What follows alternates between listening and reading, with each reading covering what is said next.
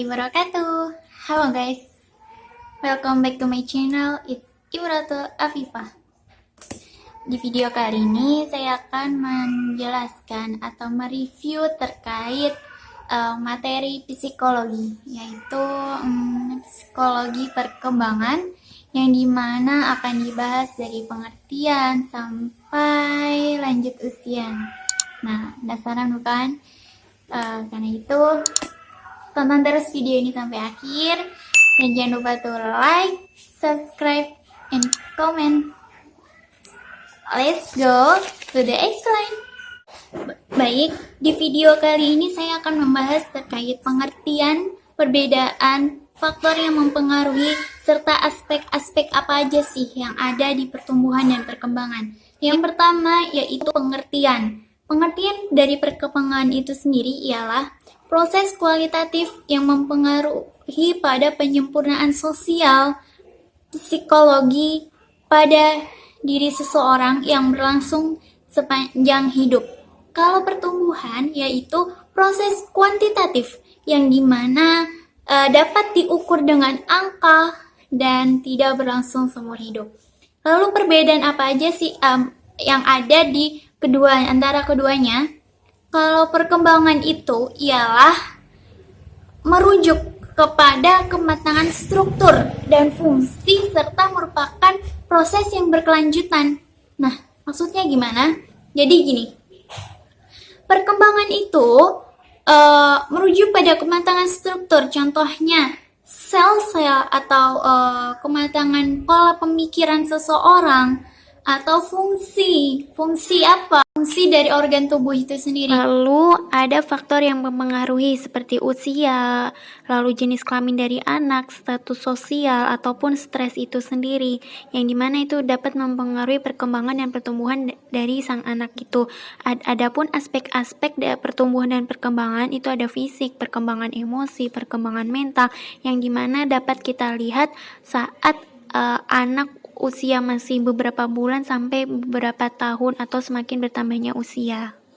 Lalu next slide saya akan menjelaskan terkait perkembangan dan pertumbuhan manusia. Nah, pada masa ini pada rentangan bayi dia hanya bisa menangis dalam hal meminta apapun, dia hanya bisa minta apa-apa dengan nangisan. Lalu kanak-kanak ini dia sudah mengerti, oh saya ingin ini, maka saya akan berbicara pada orang tua. Jadi dia sudah lebih mengerti. Nah, anak-anak ini lebih mengerti lagi, psikososialnya itu lebih ada, dia lebih bisa beradaptasi dengan lingkungan sekitar. Lalu remaja, dia sudah mulai mengerti perasaan apa yang dia rasa, dia bisa menceritakan terhadap orang-orang yang lebih dewasa daripada remaja itu sendiri. Lalu selanjutnya yaitu dewasa pada rentangan usia 20-40 tahun. Pada masa dewasa ini dia sudah mengerti arah mana, arah terbaik, jalan apa yang harus diambil. Nah, pada lansia ini sudah mulai terjadi penurunan baik itu ingatan ataupun penglihatan ataupun hal lainnya. Di slide selanjutnya yaitu terkait teori psikolog dan juga tokohnya. Jadi kognitif itu terkait kemampuan berpikir atau menggunakan otak. Lalu kalau psikososial itu berhubungan dengan lingkungan sekitar atau bagaimana orang tersebut berhubungan terhadap sosialnya. Yaitu selanjutnya ada teori psikoanalisis. Nah, di sini menjelaskan tentang hakikat dan perkembangan kepribadian manusia itu sendiri. Lalu selanjutnya ada teori biologikal yang dimana berhubungan dengan studi. Jadi sebuah pendidikan ini juga dapat mempengaruhi perkembangan dan pertumbuhan anak. Nah, lalu tokoh-tokoh yang ada dalam teori keseluruhan tadi, teori kognitif itu ada Jean Piaget, yang sudah saya jelaskan dalam PPT. Selanjutnya next keempat. Di slide keempat ini akan membahas terkait konsep perkembangan masa dalam kandungan atau disebut juga dengan prenatal. Nah, pengertian prenatal itu sendiri yaitu periode awal perkembangan manusia yang dimulai sejak konsepsi, yaitu ketika ovum wanita dibuahi oleh spermanya laki-laki sampai pada waktu kelahirannya, yaitu waktu 9 bulan. Terus di sini ada tahapannya, yaitu ada 3 tahap.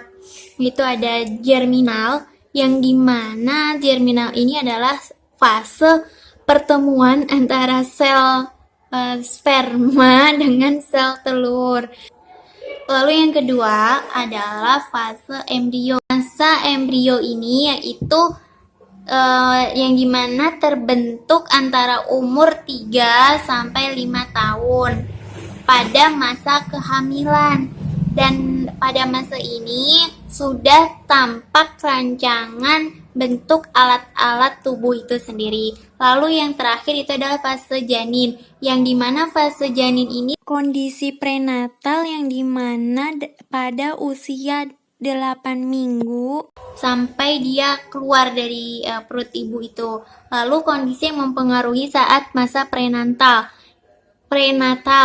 yaitu kekurangan vitamin. Terus selanjutnya adalah obat-obatan, yang dimana kalau ketika ibu hamil mengonsumsi obat-obatan yang berlebih, itu dapat mempengaruhi janin yang ada di dalam kandungannya.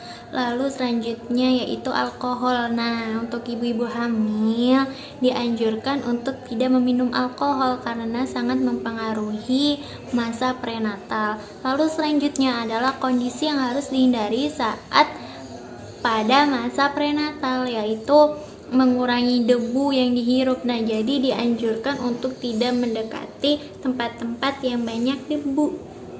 Terus menghindari produk yang mengandung racun. Jadi saat seorang wanita lagi pada masa prenatal, dianjurkan untuk tetap menjaga dan memperhatikan makanan dan minuman yang dikonsumsinya. Jangan sampai apa yang dikonsumsi itu malah mempengaruhi janin itu sendiri. Lalu kondisi emosi ibu. Nah, pada saat masa prenatal, wanita atau ibu yang sedang mengandung dianjurkan untuk tetap stabil dalam emosi, yaitu jangan terlalu emosi, jangan terlalu banget pokoknya harus jagalah pikirannya, karena dengan kalau terlalu emosi, pikirannya terlalu banyak, nah itu kasihan sama janinnya, itu sangat mempengaruhi sekali. Lalu bahaya fisik. Nah, pada masa prenatal ini yang sangat bahaya itu ada 3 periode, yaitu pada periode zigot, terus ada periode embrio, dan ada periode janin. Lalu next slide itu ada konsep perkembangan bayi. Ada faktor yang mempengaruhi dalam perkembangan bayi itu, yaitu ada emosi, tempram atau attachment, rasa percaya, dan otonomi. Nah, attachment itu sebuah perhatian yang dimana sebagai orang tua tuh harus benar-benar lebih memperhatikan pada masa bayi ini, karena pada masa bayi ini harus benar diperhatikan gitu loh. Jadi biar nanti perkembangan dan pertumbuhan anak itu dapat berkembang dengan baik atau dapat bertumbuh dengan baik. Lalu aspek biologis. Nah, pada masa ini terjadi adaptasi lingkungan. Nah, jadi pada masa perkembangan bayi ini ada adaptasi antara lingkungan. Jadi dia mengenal, oh ini mama saya, oh ini bapak saya, oh ini kakak saya, oh ini keluarga saya, seperti itu. Jadi ada adaptasinya. Lalu aspek kognitif. Nah, bayi saat usia 0 sampai 3 bulan tadi kan mengamati benda bergerak. Jadi maksudnya itu kan kalau bayi ditidurin gitu di tempat mainan, biasanya suka ditinggalin mainan yang gantung-gantung gitu loh, terus gerak-gerak gitu mainannya, kayak ini contoh mainan, terus digoyang-goyang gini gitu. Nah, itu bayi mengamati benda gerak itu. Nah, terus pada masa 3-6 bulan itu mampu memahami sebab akibat. Jadi seperti ini, bayi mulai bergerak terus tiba-tiba dia lagi pegang, lagi apa, tiba-tiba oh dia kok jatuh bendanya, oh berarti kalau saya kayak gini berarti nanti jatuh, kayak gitu. Nah, terus pada bayi umur 9-12 bulan atau 1 tahun mampu menemukan objek tersembunyi mengenai dirinya sendiri melalui tindakan yang diamatinya. Jadi gini, pada usia tersebut bayi sudah mulai mengerti saat dipanggil namanya, contoh namanya Viva, Deviva, hai, kayak gitu. Nah, bayi itu nengok yang manggil, terus senyum kayak gitu. Nah, bayi saat umur itu udah mengerti dirinya sendiri, seperti itu. Nah, terus slide selanjutnya yaitu perkembangan anak usia prasekolah. Nah, perkembangan anak usia prasekolah ini terjadi pada umur 3-5 tahun lah ya, intinya sebelum dia masuk ke sekolah. Jadi perkembangan ini ada perkembangan emosi, yang dimana perkembangan emosi ini juga ada terjadi pada anak usia 3-4 tahun, yaitu mampu menggunakan kata-kata. Jadi jadi anak sudah mulai mengerti, oh dia lagi sedih, dia mampu mengungkapkan dengan kata-kata di saat usia 3-4 tahun itu. Lalu pada emosi anak usia 4-5 tahun, yang dimana menggunakan kata-kata untuk mengambil perasaan lebih kompleks. Nah, tadi kan juga usia 3-4 tahun juga bisa mampu mengeluarkan kata-kata dengan perasaan yang dirasa. Nah, cuman di umur 4-5 tahun ini lebih kompleks lagi gitu. Jadi contohnya dia sedih atau abis nangis, ngerasa sakit, terus dia cerita kompleks secara rincinya gitu. Kenapa dia bisa menangis, kenapa dia merasakan sakit, kayak gitu. Nah, terus perkembangan psikososial. Nah, usia prasekolah ini siswa yang ingin tahu dan sangat antusias mempelajari hal-hal baru. Nah, psikososial ini itu kan antara sosial dengan psikolog anak itu. Nah, pada usia prasekolah ini anak merasa kepo. Aduh, rasanya belajar ini gimana ya? Nanti saya bisa apa ya? Nah, di situ anak mulai merasa, oh saya mau belajar kayak gitu. Terus perkembangan kognitif, yang dimana perkembangan ini mulai memahami penghitungan dan mulai terlibat dalam permainan khayalan. Jadi anak mulai menghayal, oh kayaknya seru ya bermain sama teman-teman, nanti main ayunan, main perosotan kayak gitu. Terus perkembangan emosional dan sosial, yang dimana memiliki emosi yang kuat. Nah, di sini anak prasekolah sudah mulai merasa kayak bahagia, bingung, terus tiba-tiba kecewa. Nah, anak prasekolah ini sudah mulai merasakan hal tersebut. Oke, lalu selanjutnya, nah pada slide yang ini itu membahas terkait perkembangan anak usia sekolah, yang dimana anak ini sudah mulai masuk sekolah gitu, kayak SD kayak gitu.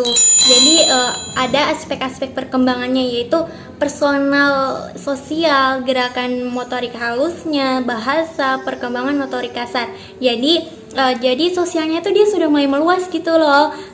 Teman-temannya juga sudah mulai banyak, jadi sudah mulai mengerti gitu, bermain sama teman-teman. Kalau bermain sama yang atasnya oh gini, kalau bermain setara atau yang bawahnya seperti itu gitu. Terus kalau bahasa, nah jadi anak ini sudah mulai banyak mengetahui bahasa yang dia kuasain gitu. Jadi dia sudah mulai mengerti kayak arti, kok perasaannya kayak gini, oh aku lagi sedih. Nah, lalu motorik halus, kemampuan dalam gerakan motorik halus itu seperti apa sih? Nah, anak pada usia sekolah ini sudah bisa menulis dengan lancar gitu. Jadi kayak nulis saya Budi. Nah, dia bisa menulis dengan jelas saya Budi kayak gitu. Itu motorik halus.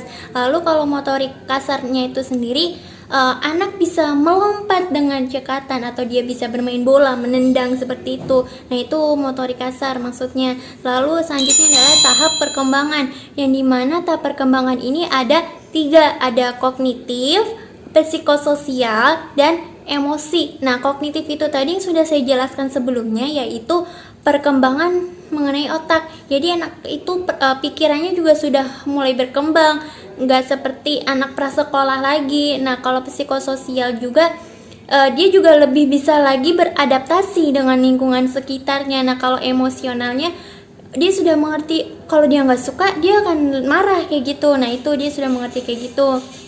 Lalu usia anak sekolah ini terjadi pada anak 7-15 tahun ya. Berarti dari sekitaran SD sampai SMP.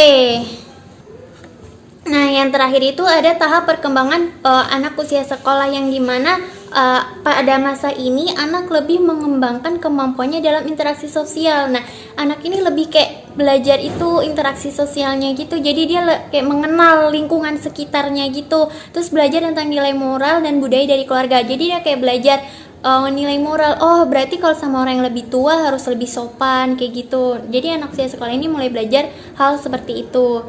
Lalu next kita membahas terkait perkembangan masa pubertas. Dan di sini saya akan menjelaskan perkembangan fisik. Nah, perkembangan fisik itu apa? Ya sama kayak sebelumnya. Tingginya mungkin dia bertambah, atau berat badannya dia semakin subur, atau dia semakin terlihat ideal kayak gitu. Nah, perkembangan kognitif yang sudah saya jelaskan yaitu dari segi pemikiran atau otak. Jadi lebih matang lagi.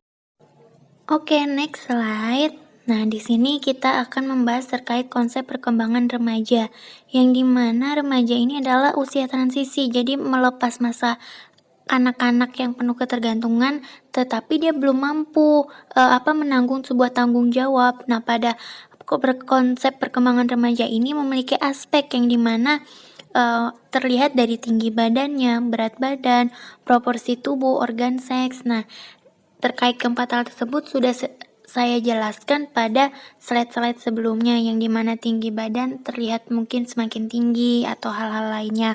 Lalu di remaja ini terbagi menjadi 3, yaitu remaja awal, pertengahan, dan akhir. Remaja awal ini terletak pada anak usia sekolah SMP. Ya, di usia ini mereka tergantang masih merasa bingung, gelisah, masih bingung mau memutuskan hal yang bagaimana. Lalu pertengahan ini terjadi pada anak usia sekolah SMA, yang dimana pada masa ini menginginkan menjadi sesuatu. Nah, anak pada masa ini sudah mulai mencari, oh nanti saya selesai ini mau kemana, nanti kalau saya ini saya mau ini, saya harus dapatkan yang ini gitu loh. Jadi kayak saya nanti mau bekerja menjadi ini, maka saya harus seperti ini, kayak gitu. Lalu remaja akhir berkisar pada usia 18. Nah, ini setelah lulus SMA atau sedang menjalani kuliah, yang dimana mulai stabil dan memahami arah hidup. Jadi stabil, kalau aku lebih baik lanjutin pendidikan apa fokus di karir. Nah, itu mulai kebingungan. Jadi anak ini juga udah mulai paham arah hidupnya gitu. Aku mau jadi dosen, maka aku harus seperti ini. Aku mau jadi seller, maka aku harus seperti ini. Jadi seperti itu. Oke, next.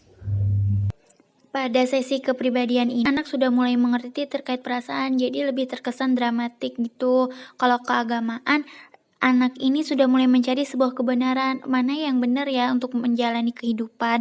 Lalu untuk menghadapi hal-hal yang negatif terletak pada orang tua sendiri, yaitu orang tua memberi contoh yang baik terkait agama itu sendiri. Lalu proses menuju dewasa awal ini menempuh usia dari 16 sampai 18 tahun.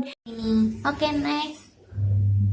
Fisik itu sendiri. Nah, di sini saya akan menjelaskan perkembangan fisik. Nah, perkembangan fisik itu apa? Ya sama kayak sebelumnya. Jadi dewasa awal ini fisik tingginya mungkin dia bertambah atau berat badannya dia semakin subur. Lalu perkembangan kognitif itu yang sudah saya jelaskan sebelumnya, itu terkait pemikiran, yang dimana pada fase dewasa awal ini lebih matang lagi gitu daripada remaja. Dia lebih bisa memutuskan sesuatu yang di antara kedua hal. Nah, lalu selanjutnya perkembangan psikososial. Jadi pada masa dewasa ini psikososialnya juga sangat matang. Dia lebih bisa beradaptasi lagi dengan lingkungan baru. Dia lebih bisa interaktif gitu terhadap orang-orang yang baru dikenal. Lalu selanjutnya tipe-tipe intelektual. Nah, itu tipe-tipe intelektual pada fase ini dia lebih penasaran dan lebih mencari tahu dengan sendiri.